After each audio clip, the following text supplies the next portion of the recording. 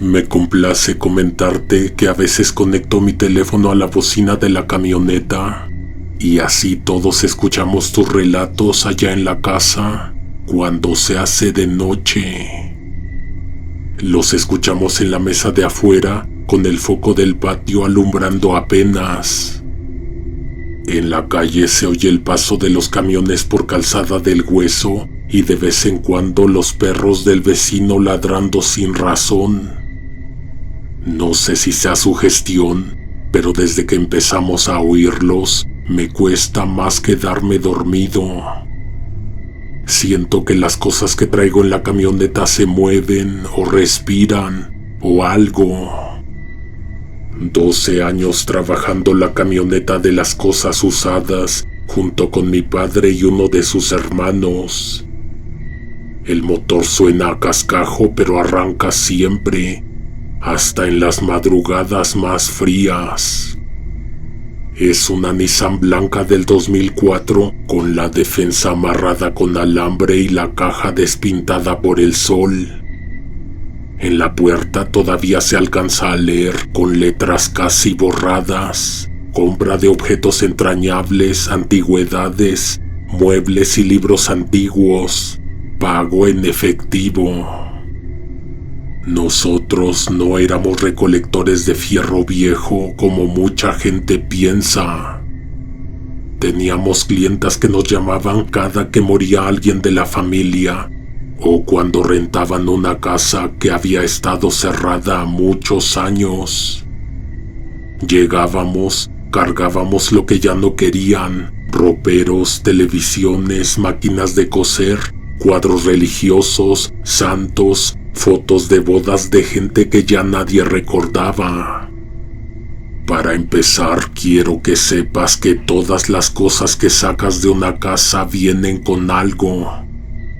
Y no creas que te voy a salir con una jalada de que vienen cargadas de historia, de memorias, de recuerdos. No, vienen con algo literal.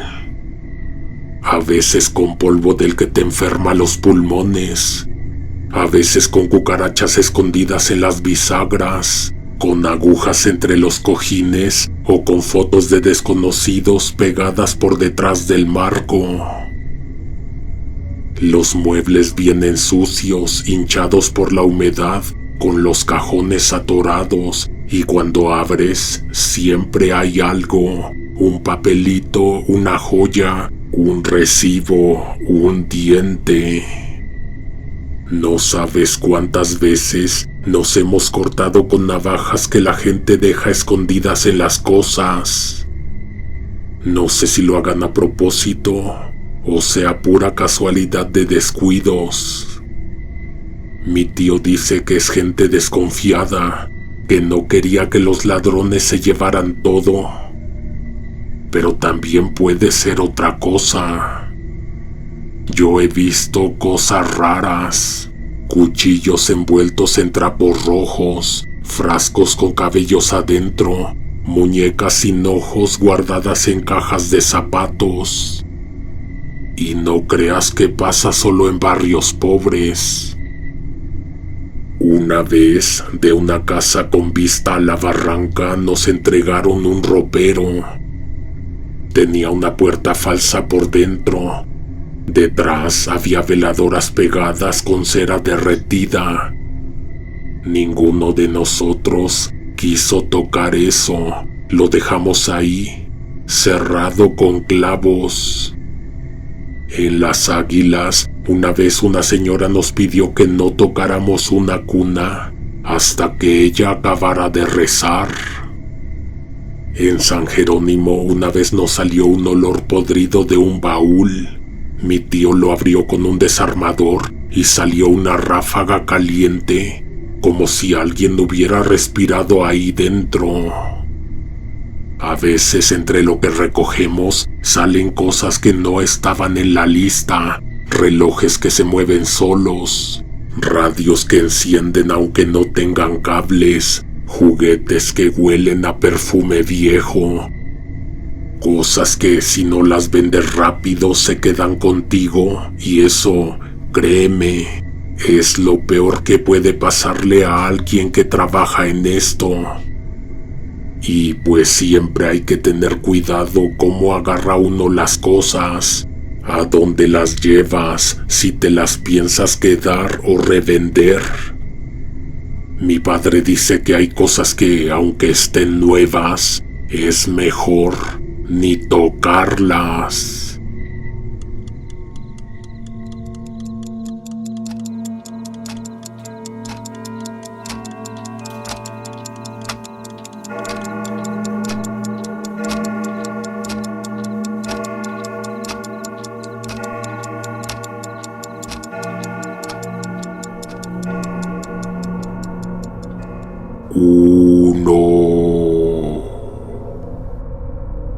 Yo antes no creía eso, hasta esa tarde que pasamos por un edificio grande, de esos que no sabes si son oficinas, clínica o dependencia del gobierno.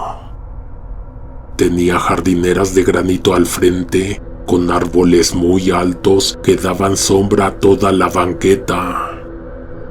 Las puertas eran de vidrio, las paredes grises, y en la entrada había rampas de concreto para sillas de ruedas. Podría haber sido un banco o un hospital público. Nadie se detiene a mirar mucho esos lugares. Íbamos por el carril de la derecha cuando mi tío la vio. Una mujer parada detrás de un árbol, quieta, como si nos estuviera esperando. Ni siquiera levantó la mano, solo dio un paso al frente y mi papá, sin pensarlo mucho, frenó. La señora se acercó al vidrio y extendió los brazos. Traía una carpeta de piel negra con cierre de metal en perfecto estado, como nueva. No dijo su nombre ni explicó nada. Solo la ofreció como si fuera algo que ya estaba decidido. Mi padre bajó el vidrio y sin hablar mucho, la tomó. Mi tío le preguntó cuánto quería, porque de primera vista quedaba claro que era algo costoso. La señora asintió apenas, dio 2 pasos hacia atrás y se volvió a colocar detrás del mismo árbol, exactamente en el mismo lugar donde estaba cuando la vimos. Arrancamos. Nadie comentó nada, pero el silencio dentro de la camioneta se sintió denso, incómodo. Abrieron la carpeta 2 calles adelante sin detenerse completamente, con el motor vibrando y los semáforos pasando lento por encima del parabrisas. El cierre metálico hizo un ruido áspero y adentro había una serie de herramientas perfectamente acomodadas sobre una tela verde. Eran instrumentos de precisión, todos alineados, relucientes, sin una sola mancha. Brillaban con una luz blanca, limpia, pero había algo en su forma que daba miedo. Eran objetos hechos para separar, para abrir, para cortar. Había sierras tan delgadas que parecían diseñadas para partir hueso sin tanto esfuerzo. Otras más cortas con dientes minúsculos, perfectos para avanzar despacio, desgarrando con ritmo. Había pinzas largas, ligeras, con la precisión exacta para sujetar algo que se mueve. Tenían los bordes dentados, pensados para no soltar una vez que aprietan.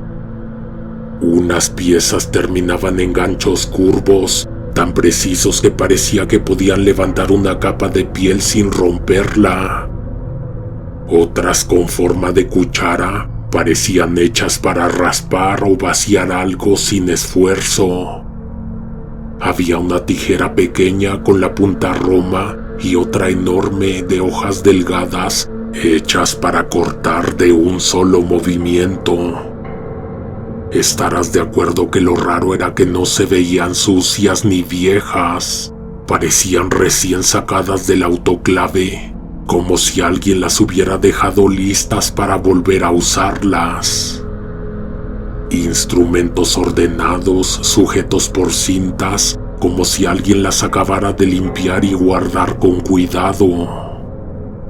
«Esto ha de ser caro, dijo mi tío, con la voz entre admirada y codiciosa. «Seguramente cuesta un dineral». Mi papá lo volteó a ver sin decir nada, pero apenas el coche se movió unos metros más, extendió la mano, le quitó la carpeta y la lanzó por la ventana del copiloto hacia la calle. El golpe seco del cuero contra el pavimento se oyó hasta adentro. «¿Qué chingados haces?», gritó mi tío. «Eso es un kit de disección», dijo mi papá sin levantar la voz. «Seguro hicieron un crimen o un desmadre con eso. Está sucio, es evidencia. Se quieren deshacer de ella». El semáforo siguiente, en rojo, hizo que nos detuviéramos. Mi tío abrió la puerta y bajó corriendo a medio carril. Yo lo vi desde el asiento, esquivando carros, agacharse a recoger la carpeta. Mi papá me dijo, sin mirarlo: «Acuérdate dónde fue. La esquina, las jardineras, el edificio con rampas. Acuérdate bien». Cuando mi tío volvió a subirse, venía con la cara roja de coraje. «No me la voy a quedar», dijo. «La voy a limpiar, desinfectar y luego la vendo». «Haz lo que quieras», contestó mi papá encendiendo un cigarro, «pero no la metas a la casa». El resto del camino nadie habló. La carpeta iba en el piso entre los dos, brillando con cada faro que pasaba por fuera. Al día siguiente, mi tío llegó con cara de no haber dormido nada. Se veía hinchado de los ojos. La voz le salía más ronca de lo normal. Dijo que había tenido pesadillas, que soñó que estaba en un cuarto lleno de metal, que oía un zumbido y veía reflejos de luces frías, como de lámparas de hospital. No quiso contar más, solo dijo que sentía que lo observaban desde el fondo de la casa, aunque vivía solo. Mi papá le dijo que era pura sugestión, que seguro había visto algo en la tele o comido pesado. Pero al segundo día volvió con la misma cara, todavía peor. Dijo que soñó lo mismo, que alguien estaba a su lado, moviendo las herramientas, abriéndolas una por una, probando su filo en él. Dijo que en el sueño alcanzó a ver su propio reflejo en una de las hojas, pero que no era él, era otro con su ropa, pero con otra cara. Mi padre se enojó, le dijo que tirara el estuche, que lo dejara donde quisiera, que esas herramientas venían cargando algo raro consigo.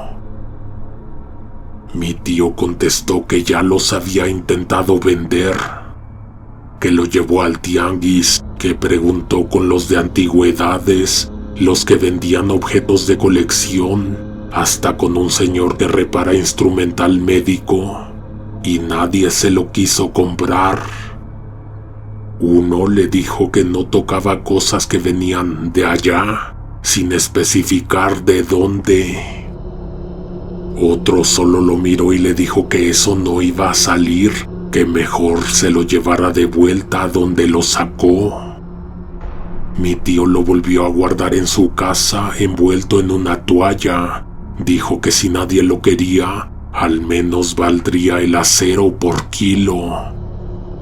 pero cada noche dormía menos y cada vez que lo veía, decía que el kit le parecía más limpio, como si alguien estuviera puliendo las herramientas mientras él intentaba dormir. Déjame decirte que todo esto pasó como en el lapso de 4 días. El quinto, mi papá le dijo que ya estaba harto, que si nadie quería comprar esa chingadera, la íbamos a regresar donde nos la dieron. Salimos temprano con el estuche envuelto en una bolsa de plástico. Íbamos por la misma ruta, despacio, mirando por la ventana. En la esquina no había nadie. El edificio seguía igual, grande, serio, con jardineras de granito, escaleras y rampas, pero algo en el aire se sentía distinto. No sé cómo describirlo. Mi papá bajó el vidrio, sacó la mano y aventó el estuche directo a las jardineras. Avanzamos despacio, pero unos metros adelante les dije que se detuvieran.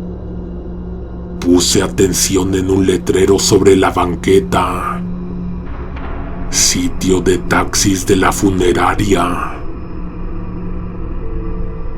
Aquel edificio era una funeraria, grande, sombría, gris, sin letreros luminosos ni nada llamativo. Solo las letras plateadas en la fachada y 2 cipreses a los lados, tan altos que tapaban parte del segundo piso. Bajé de la camioneta, tomé el kit del suelo y entré. En la recepción había una muchacha detrás de un escritorio con una computadora vieja y flores marchitas en un florero. Le dije que si no era de ellos eso, señalando la carpeta. Se me quedó viendo confundida, como si no entendiera lo que estaba pasando.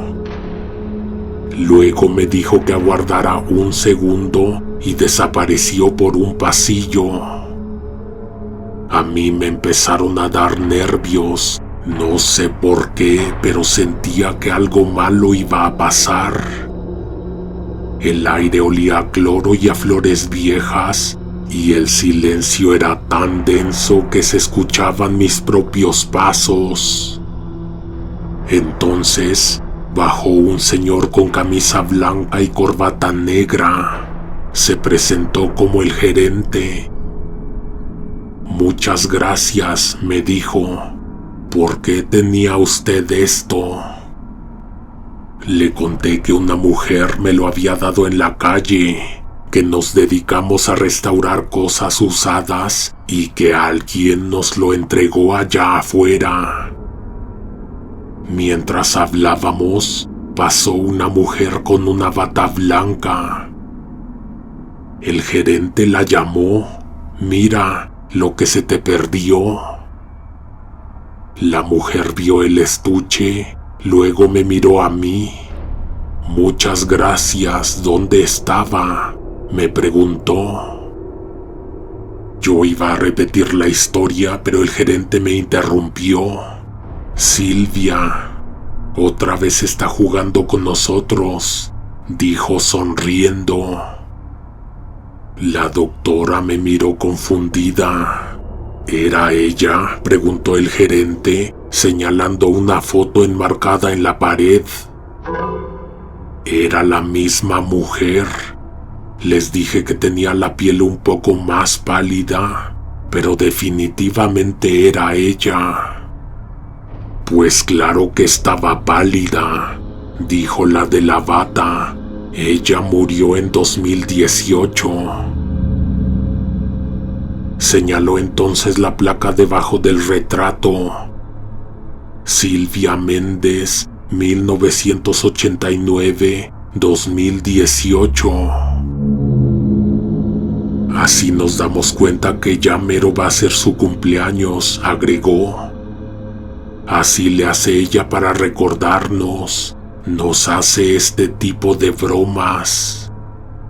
Ellos lo dijeron riéndose como si fuera algo tierno, pero yo salí de la funeraria con las manos empapadas de sudor.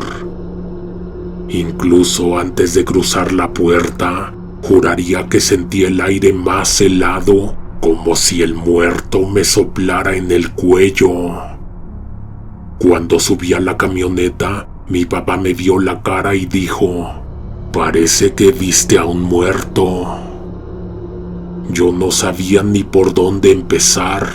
Estaba tratando de ordenar lo que acababa de pasar cuando mi tío me interrumpió. «Nos la volvimos a encontrar», dijo. «Se llama Silvia, ¿te acuerdas? Mira lo que nos dio ahora». Me enseñó un montón de folletos. Venían doblados, cerrados con una liga. Nadie los había abierto todavía. Cuando los vi bien, eran los folletos de una funeraria, la misma. Les dije que ese edificio, el de la esquina con los cipreses, era una funeraria y que Silvia se murió en 2018. Mi papá aventó los folletos por la ventana y nadie dijo nada más.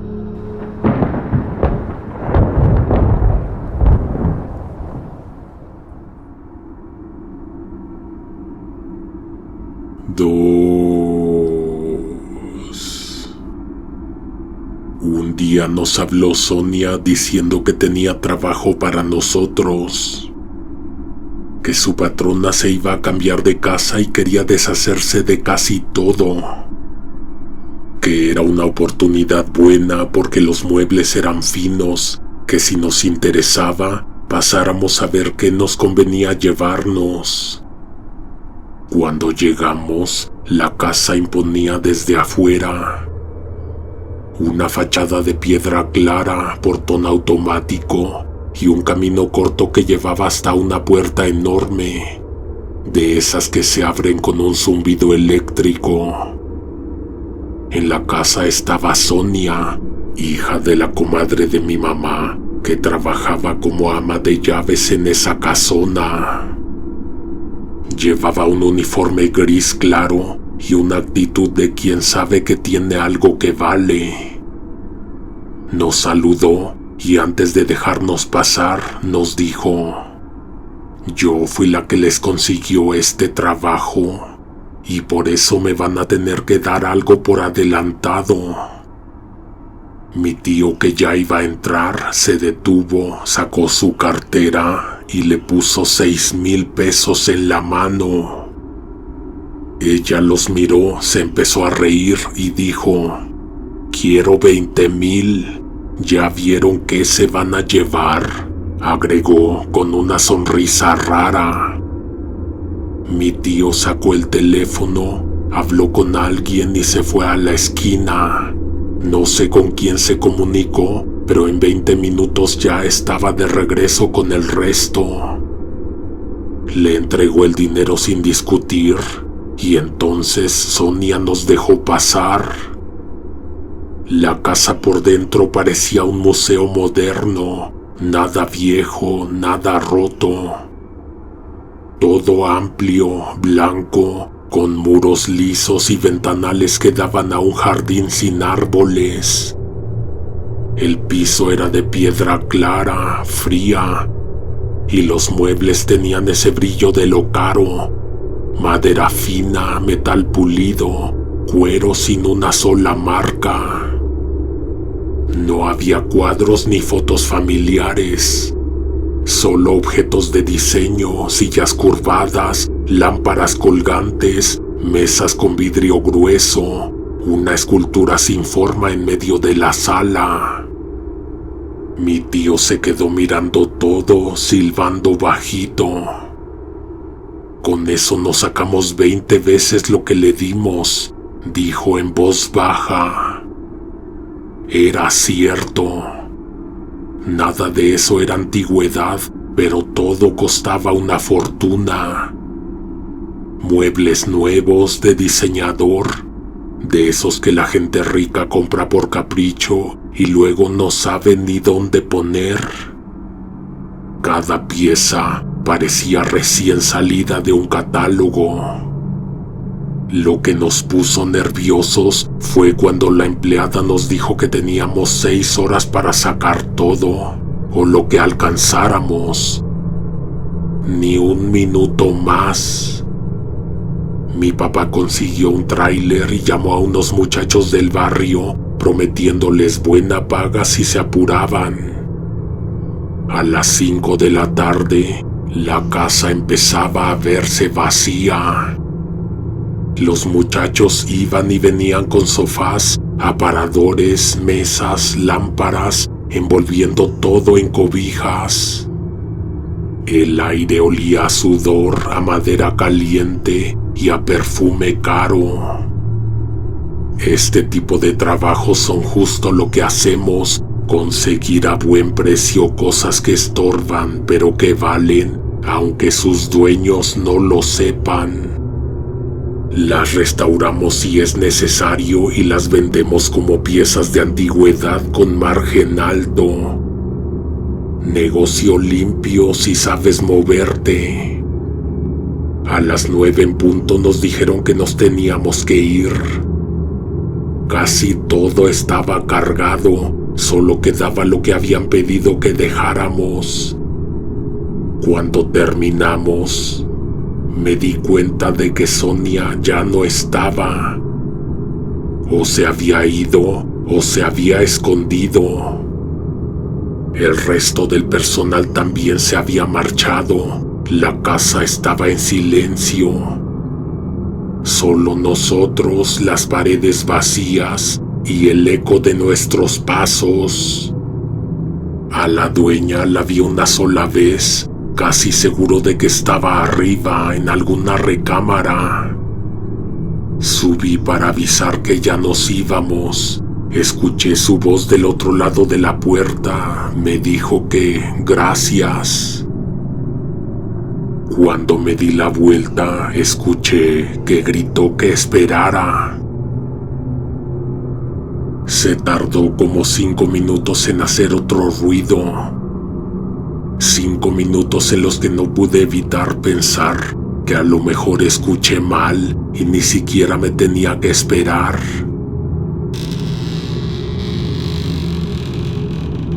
Entonces se abrió la puerta. Primero una rendija, después una mano. Una mano delgada, blanca, que empujó algo entre el hueco que dejó la puerta al abrirse. Un vestido de novia.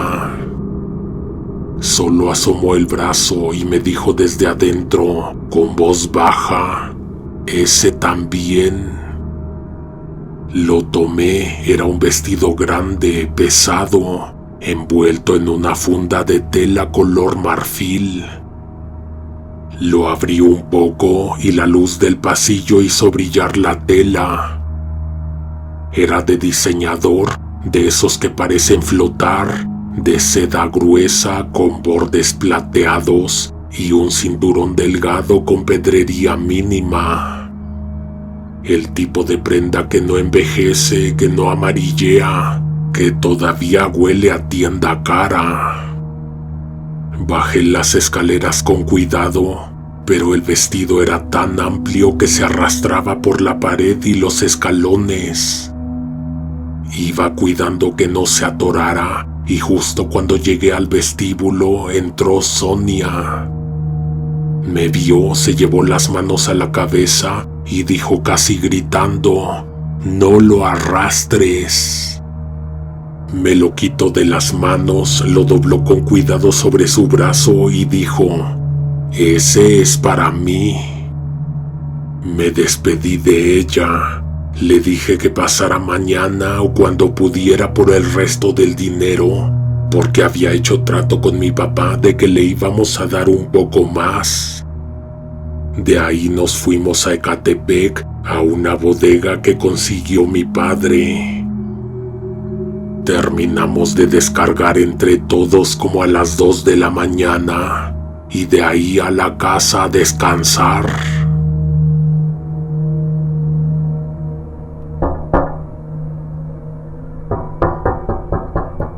A mí se me olvidó que le debíamos dinero a Sonia.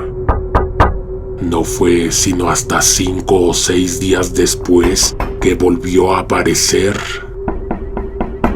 Nos fue a tocar a la casa. Venía con una caja, traía dentro el vestido, nos lo regresaba.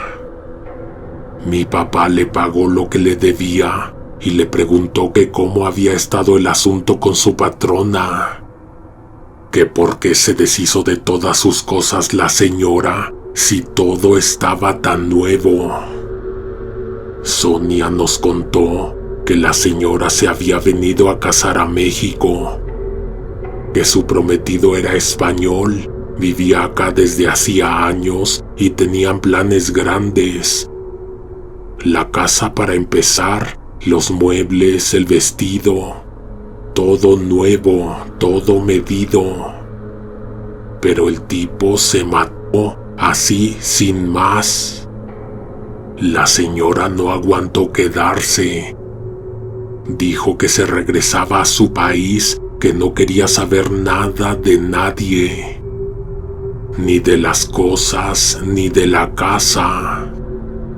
Qué fácil se vuelve tomar decisiones cuando se tiene dinero de más. Cuando se fue Sonia, mi mamá abrió la caja. Era el vestido, un vestido impresionante. Pesaba como si trajera historia. El tul era grueso con caída firme, el corpiño bordado con hilo de plata. Tenía botones diminutos en la espalda y una tela interior que brillaba bajo la luz. De ese brillo que no se compra en cualquier tienda. Mi mamá intentó volverlo a meter en la caja, pero no cupo, así que lo dejó sobre una silla en el comedor. Yo le dije que era carísimo, que tuviera cuidado con ensuciarlo.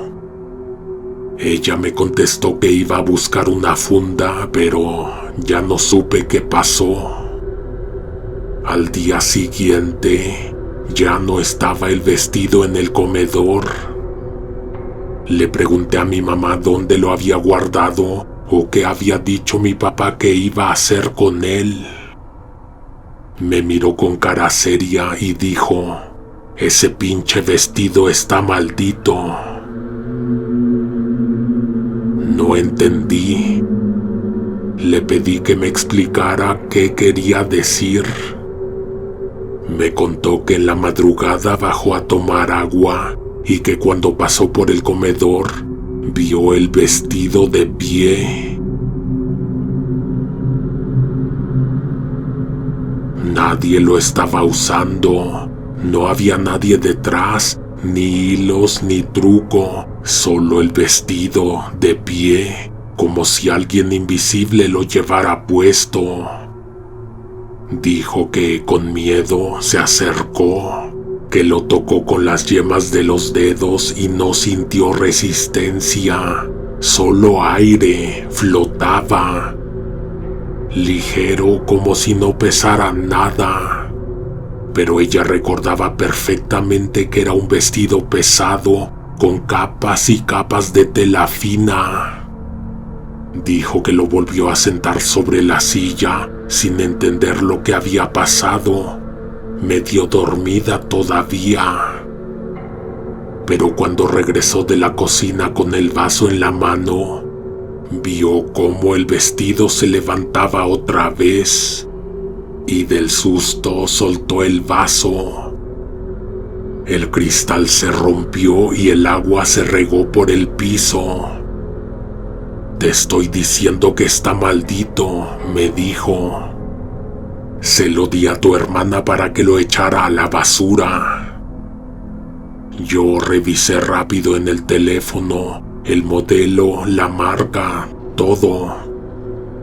Le dije a mi mamá que ese vestido costaba de menos 75,000 pesos, que le hablara a mi hermana y que lo trajera de inmediato. Esa misma noche, el vestido estaba de vuelta en la casa. Mi tío ya lo había ofrecido a unas conocidas que se dedicaban a todo lo que tenía que ver con ropa y diseño, pero nadie podía pasar por él hasta el día siguiente, así que se quedaría una noche más con nosotros. Yo suelo dormir profundo, incluso con ruidos, con la televisión encendida, con relámpagos. Me cuesta mucho despertarme, pero esa noche, como a las 3 de la mañana, sentí que había alguien conmigo en la recámara. Abrí los ojos y me espanté. No esperaba ver a mi mamá parada junto a la cama. Dijo que me estuvo grite y grite desde el comedor para que bajara a ver. Me levanté todo adormilado. Bajé las escaleras arrastrando los pies, pero en un segundo se me quitó el sueño. El vestido estaba de pie en el centro de la sala.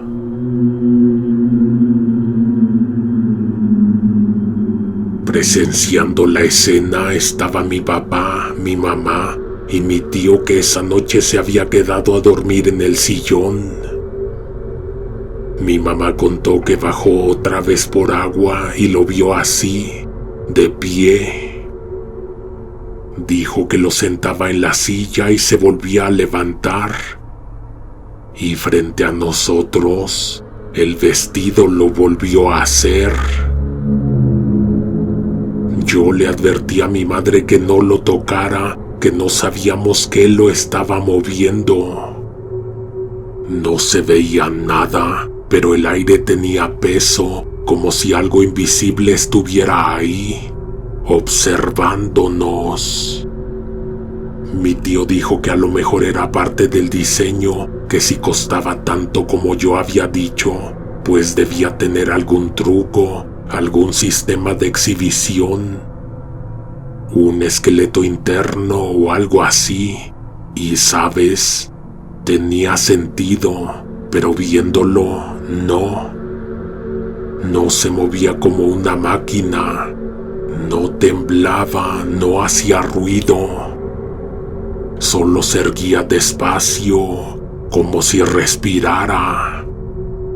Tenía esa vibra que delata las cosas malditas, esa que te pone la piel helada aunque no esté pasando nada.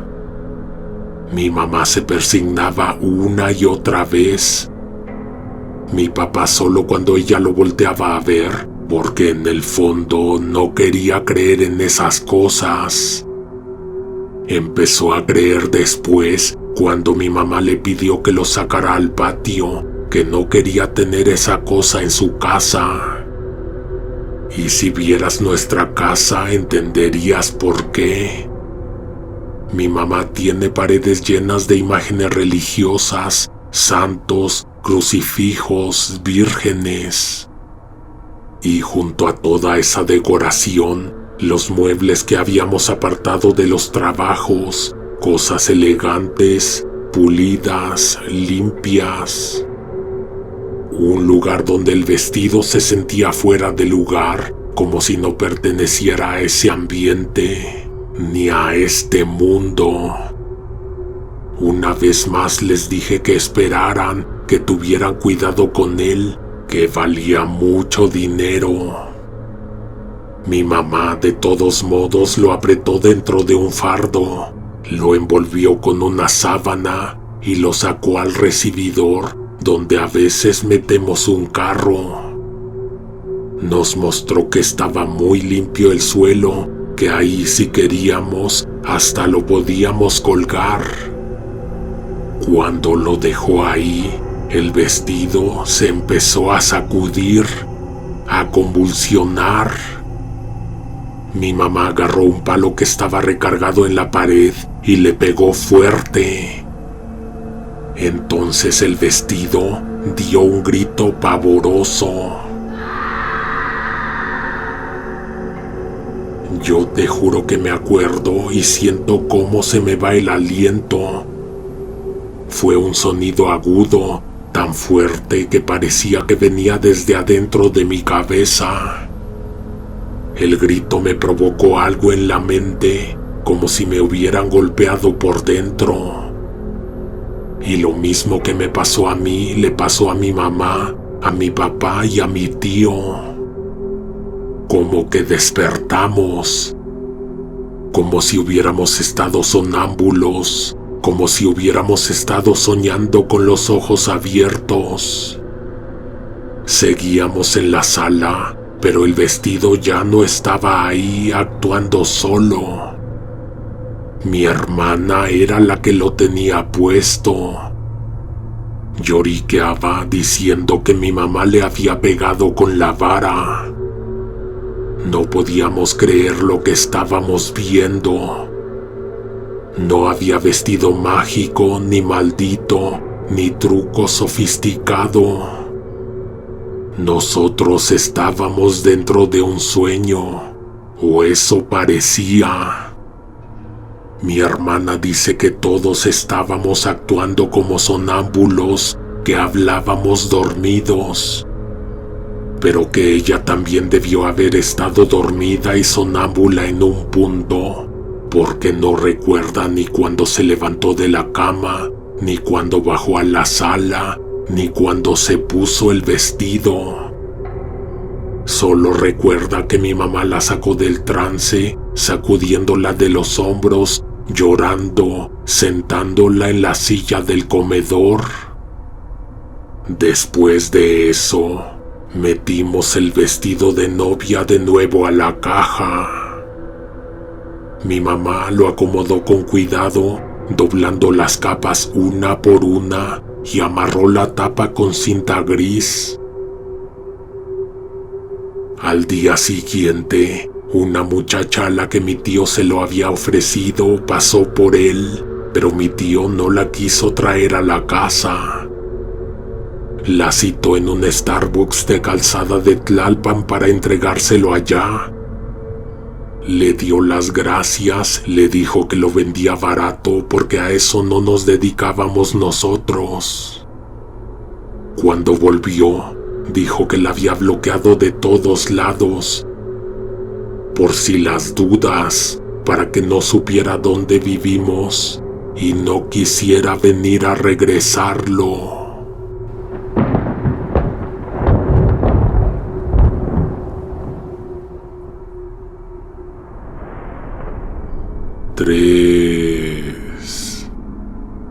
Al parecer, un 70% de las cosas que obtenemos es de andar recorriendo las calles o tocando casa por casa.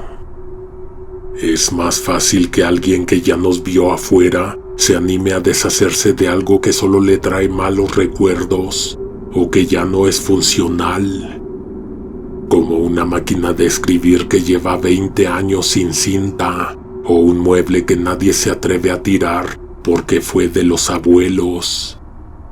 Nosotros le damos esa segunda vida, lo sacamos del encierro, de cuartos húmedos o bodegas llenas de polvo, y los llevamos a las vitrinas de un coleccionista, a un café con estética retro o a la casa de alguien que paga por sentir nostalgia.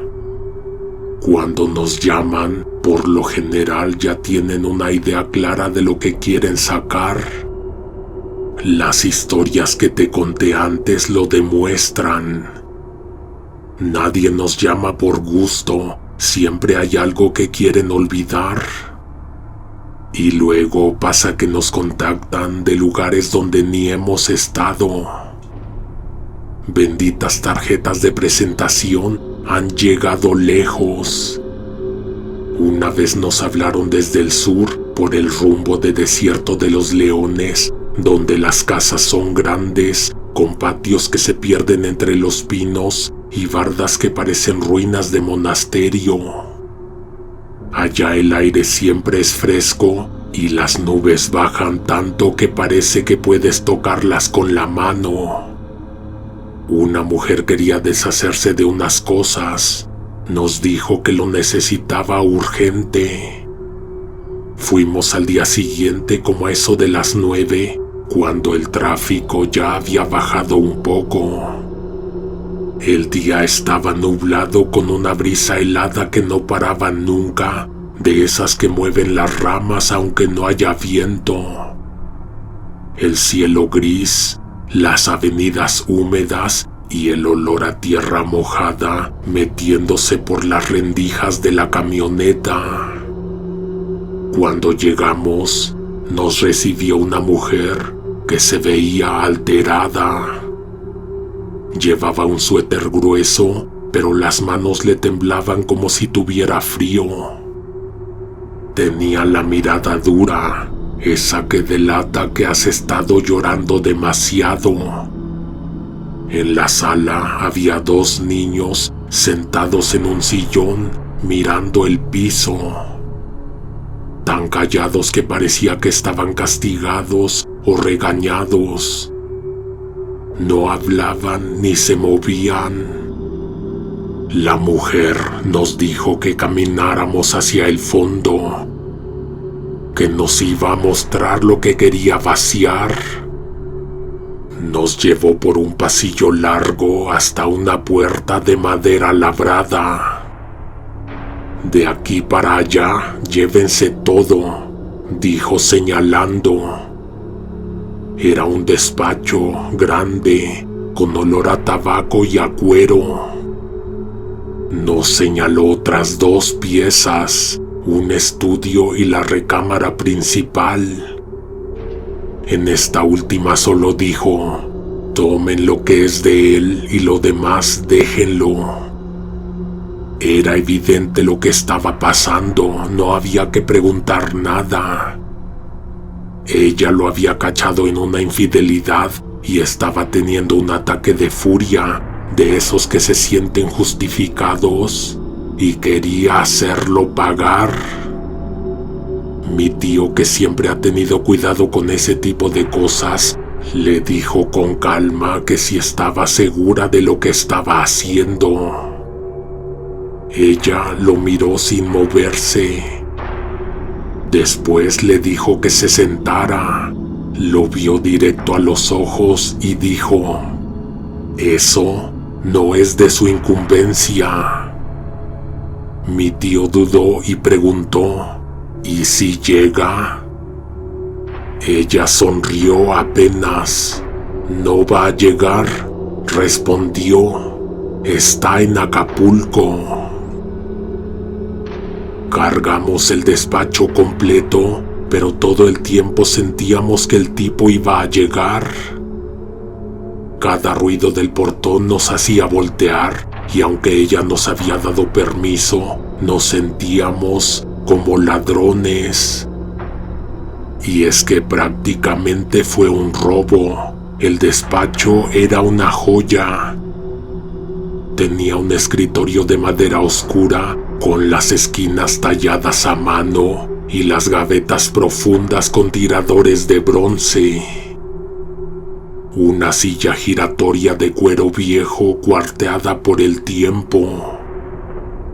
Un archivero metálico con las llaves todavía colgando y un reloj de gabinete con péndulo marcando una hora fija. Lo más impresionante de ahí era el librero, lleno de volúmenes gruesos, de lomo rojo, verde y café, con letras doradas en inglés y olor a polvo mezclado con perfume caro. También había un pequeño globo terráqueo, una lámpara verde de escritorio y un cenicero de cristal con una colilla apagada hace días. Ya que habíamos terminado, la mujer apareció en la escalera y sin decir nada, aventó 4 maletas pesadas. Cayeron una tras otra rebotando por los escalones. Era toda la ropa, Trajes, cinturones, relojes, zapatos, todo perfectamente doblado, de marca, en muy buen estado. Olor a loción, a closet limpio. Algunas piezas costosas, sin duda, pero ese tipo de cosas no eran lo nuestro. Recuerda lo que te conté del vestido de novia. Nosotros no vendemos ropa. Los relojes tal vez, ¿qué más da? Nos llevamos las maletas. En el camino le hablamos a un contacto de la Lagunilla para que nos orientara con la evaluación de los muebles. En la Lagunilla, si no lo sabes, hay un tianguis de antigüedades y unos cuantos locales de muebles viejos que abren diario. Muchas veces en casos como este, el contacto de mi tío se quedaba con los juegos completos, pagando lo justo y dejando que nosotros nos evitáramos de complicaciones. Llegó como a las 9 de la noche a la bodega. Tuvimos que descargar todo porque al día siguiente la camioneta iba a ser usada para otra cosa. Mi papá dijo que sería buena idea armar el despacho igual que como estaba distribuido allá.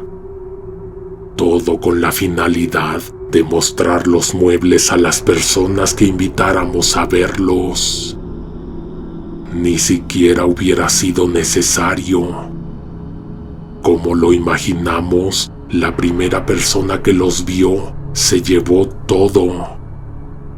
La ropa no, esa seguía en las maletas y la íbamos a ofrecer por otro lado, pero solo después de revisarla. ¿Y si nos trajimos un rastreador?, dijo mi tío medio en broma. Se echó a reír, pero el chiste no cayó bien. Nos quedamos con esa sensación rara, como cuando algo se queda flotando en el aire. El contacto de la Lagunilla, Edgar, nos dijo que eran muy buenas piezas, que era una suerte tener el despacho completo, de la misma línea y estilo y en tan buenas condiciones. Dijo que horas antes, en cuanto vio en su teléfono que le estaba llamando mi tío, tuvo un buen presentimiento y que por eso había salido de su casa con dinero. Llena la cartera porque sabía que iba a cerrar una buena compra. Ya se iba a poner a cargar su camión cuando afuera tronó el cielo y se soltó la lluvia.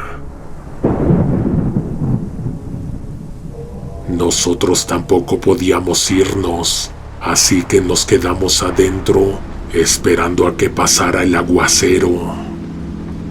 Mientras tanto, Edgar empezó a hablar de cosas, de que la suerte se cruza sin avisar, de lo emocionante que es encontrar cosas que parecen normales, pero que esconden historias o secretos. Aquí hay más de lo que puedes ver, nos dijo mirando hacia el librero. Se paró frente a él, pasando la mirada por encima de los lomos de los libros. No leía los títulos, solo los tanteaba como quien busca una diferencia mínima entre uno y otro. De pronto, se detuvo. «Mira esto», me dijo. Me acerqué. Me señaló una colección de 10 libros, todos del mismo tamaño, forrados en cuero, con letras doradas en el lomo. «Uno es distinto», me dijo. Yo lo miré, tratando de adivinar cuál. No noté nada. Hasta que me señaló los detalles, el quinto tomo se veía más usado, el cuero más gastado, las orillas ligeramente abiertas y el tono más opaco, como si lo hubieran tocado muchas veces con las manos sucias. Edgar lo tomó con cuidado, lo jaló hacia afuera y lo agitó un poco. Adentro sonó algo, un ruido seco, metálico. El libro estaba hueco. No era un libro en realidad. Me lo pasó para que yo mismo lo abriera. Lo hice despacio, tratando de no romper el forro, ni el mecanismo que tenía por dentro. Y ahí, entre dos tapas de madera fina recubiertas de cuero, había una llave. Pequeña, dorada, de dientes irregulares, vieja pero limpia. Edgar la miró de cerca, sonrió sin decir nada y solo dijo: «Pues mira nada más».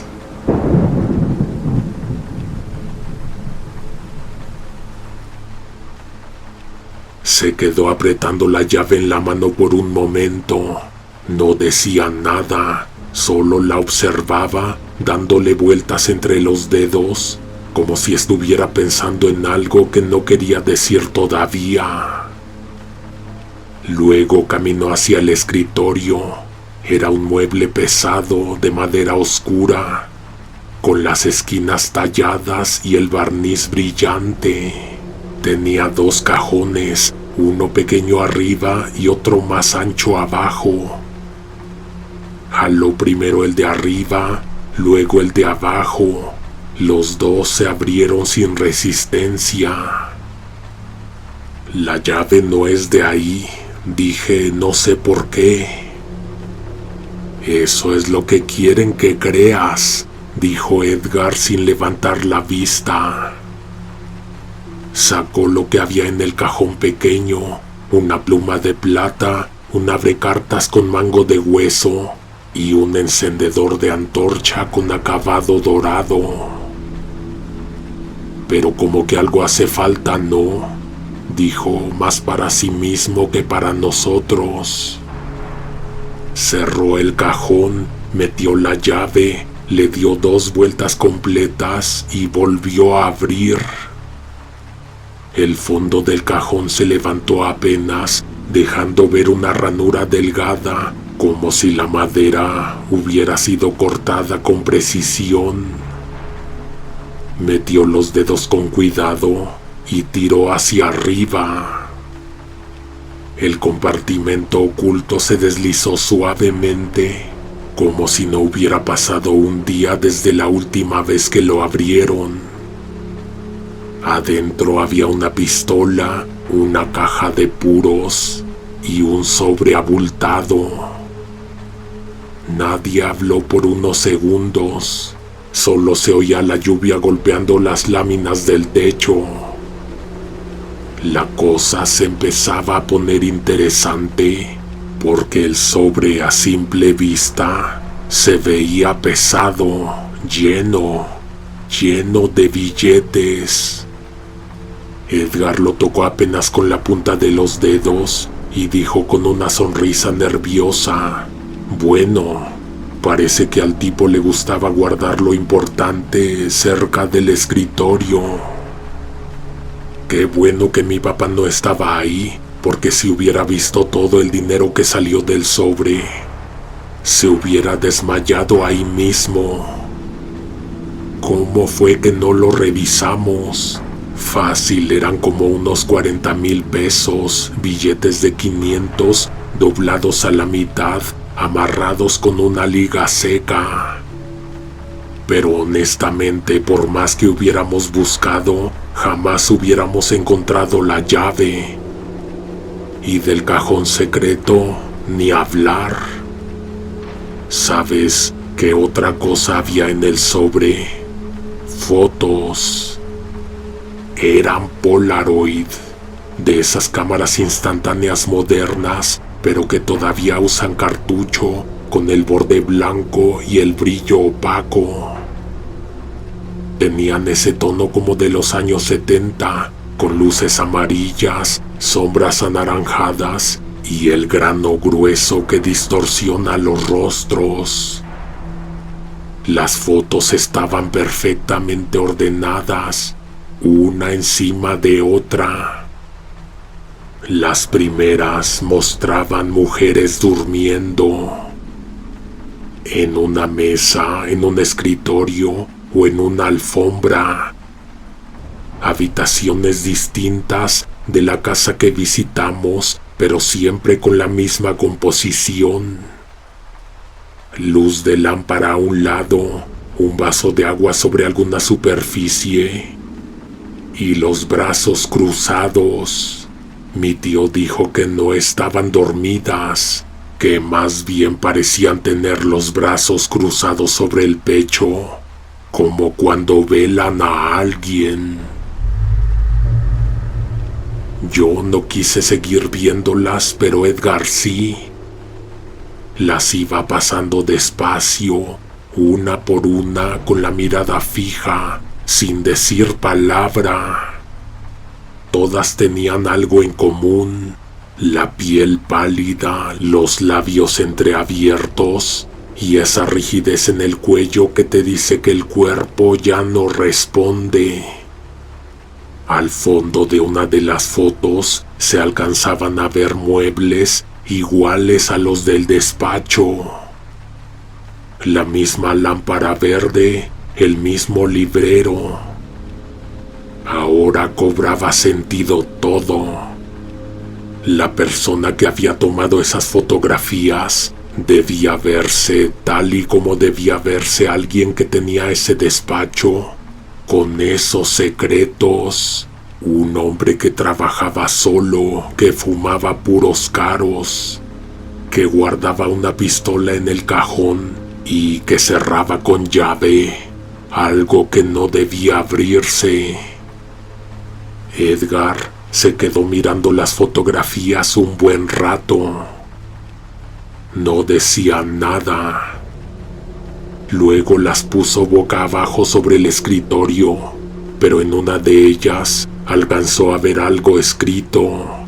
Eran números, apenas visibles con la luz del foco, 4 dígitos como un código.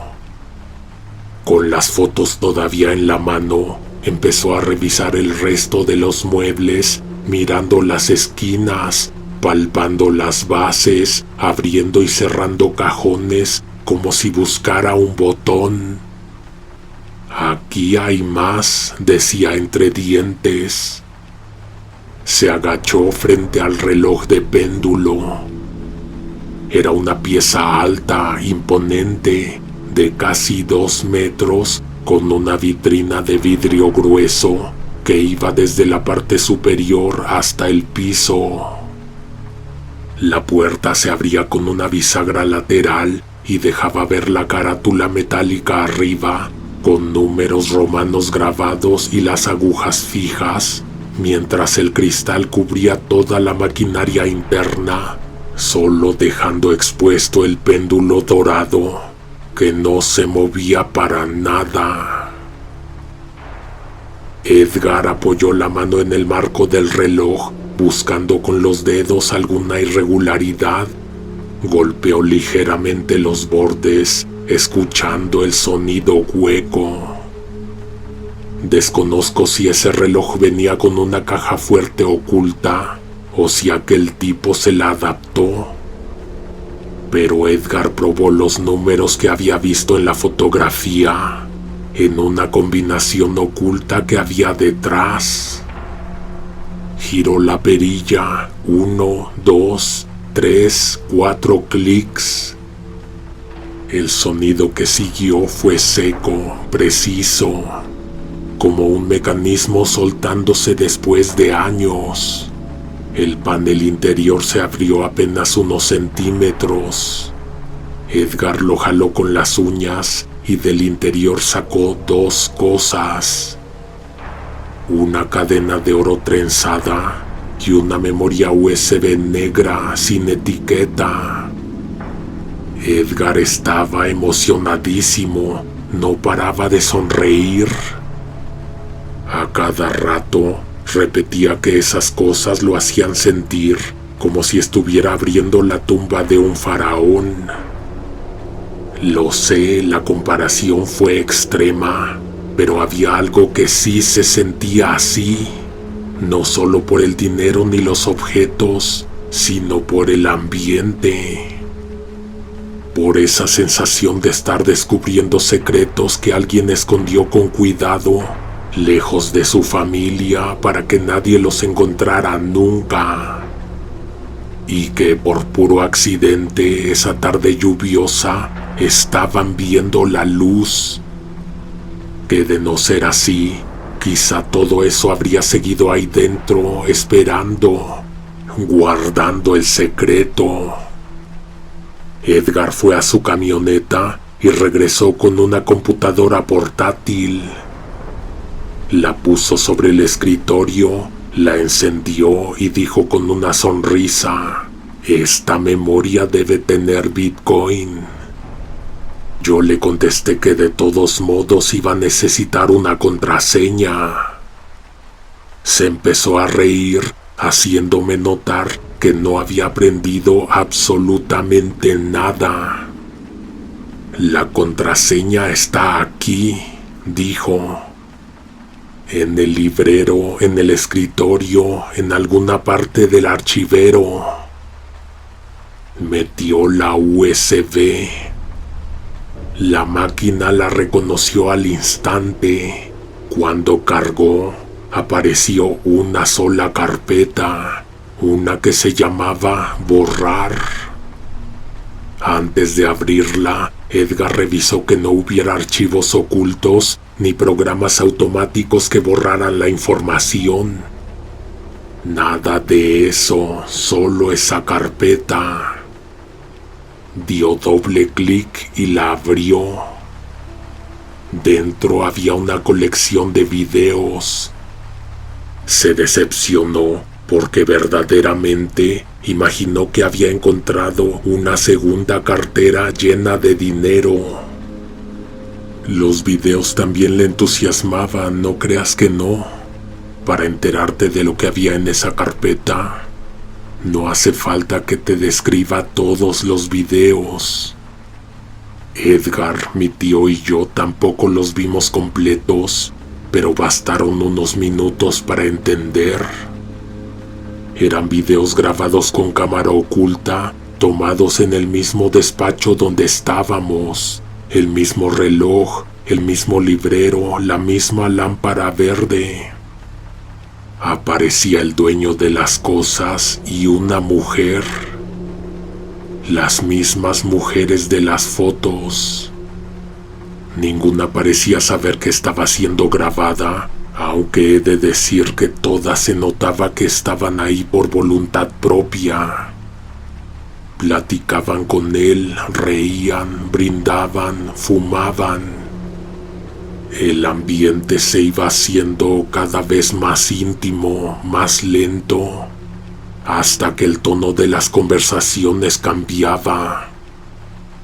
Se oían murmullos, respiraciones, ruidos que no sabía si eran de incomodidad o de miedo. Y luego, fuera de cuadro, pasaba algo. Algo que no alcanzábamos a ver, pero sí a oír. Un sonido áspero, un golpe seco. Un silencio que duraba demasiado. El hombre regresaba solo a cuadro, cargando a la mujer. La acomodaba en la alfombra, le cruzaba los brazos sobre el pecho y le tomaba la fotografía. El resto no hacía falta verlo. El final del video era siempre el mismo. El hombre levantaba el cuerpo de la mujer de la alfombra con una calma que helaba la sangre. La acomodaba sobre el escritorio con cuidado, como si siguiera un protocolo. Abría el cajón superior, sacaba el abrecartas, ese mismo que encontramos antes, y lo hundía en su cuello. Se inclinaba acercando la cara a la herida y bebía. La cámara no temblaba, no cortaba, solo seguía fija, capturando el momento en que él se quedaba ahí, quieto, respirando con fuerza, como si esa escena le diera vida. Luego, sin decir palabra, apagaba la luz y la grabación terminaba. Yo no podía respirar bien, sentía el corazón acelerado, una presión en el pecho. Tenía la certeza de que estábamos viendo algo real, no una película, no una actuación. Mi tío estaba pálido, con la mirada clavada en la pantalla, como si no pudiera apartarse. Edgar, en cambio, estaba fascinado. Tenía esa sonrisa nerviosa de quien cree estar descubriendo algo único. Un cazador de tesoros.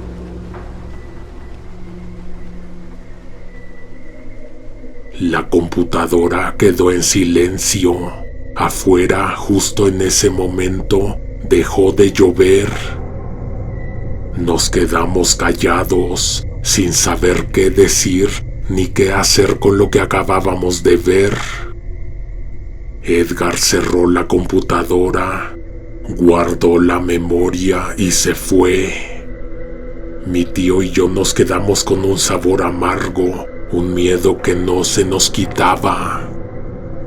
Esa noche, mientras recogíamos todo, yo no dejaba de pensar que el tipo, el dueño de esas cosas, seguía vivo y que en cualquier momento podría venir a buscar lo que era suyo. Le dije a mi papá que por todas las tarjetas de presentación que ya habíamos repartido, era obligatorio cambiar de número, porque habíamos visto evidencia que daba fe de que ese sujeto era peligroso. Un día encontramos el taller abierto, la puerta forzada y las maletas de ese tipo ya no estaban. Fue lo único que se llevaron y pues no quiero asegurar que fue él, pero ¿y si fue él? Nomás para quedarnos tranquilos, mi papá mandó a alguien de confianza a que fuera a avisarle a la señora que nos había dado las cosas, que tuviera cuidado con ese hombre. Pero ese día, cuando tocó la puerta, nadie le abrió, nadie. La casa, con los años, se ve abandonada. Ventanas empolvadas, la reja oxidada, el jardín seco. Yo ya no quiero preguntar qué pasó ahí, aunque tú y yo sabemos perfectamente qué pasó.